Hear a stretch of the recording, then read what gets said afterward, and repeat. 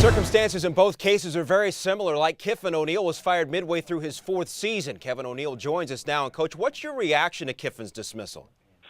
You know, I hate to see coaches get fired during a college season for one reason only. Everybody makes their own decisions, so the administration can choose to do whatever they want, but I don't think it's good for the student athletes. I don't think it sends a good message. You know, we want to persevere. We want to fight through adversity. Oh, by the way, we're firing your coach 4 games in, 5 games in.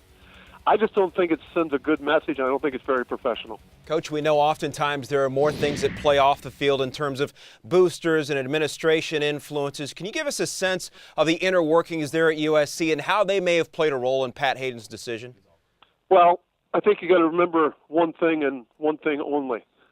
There's 2 seasons, football season and spring football season at USC. It is very imperative that that program wins. That's their identity. There's a lot of booster involvement, I'm sure. Pat made it. I'm sure he made the decision, but I'm sure he had input from some other people, whether it be positive or negative, that led to that decision. So, Coach, as you know, the account that's out there now that really hasn't been disputed by USC is that Kiffin was fired in the middle of the night, perhaps even in a parking lot at the airport. Is this in character with the Pat Haden you came to know? I guess I'm not surprised. We won at Utah by 20 on a Saturday night. I got a text from Pat congratulating me on the win. I got a text Sunday night that said emergency meeting, my office at 8 a.m. And having been in the NBA, I know that's code words for you're gone. So it changed quickly. Pat made the decision. I didn't like being fired in the middle of the year for the kids, but that's the decision that was made.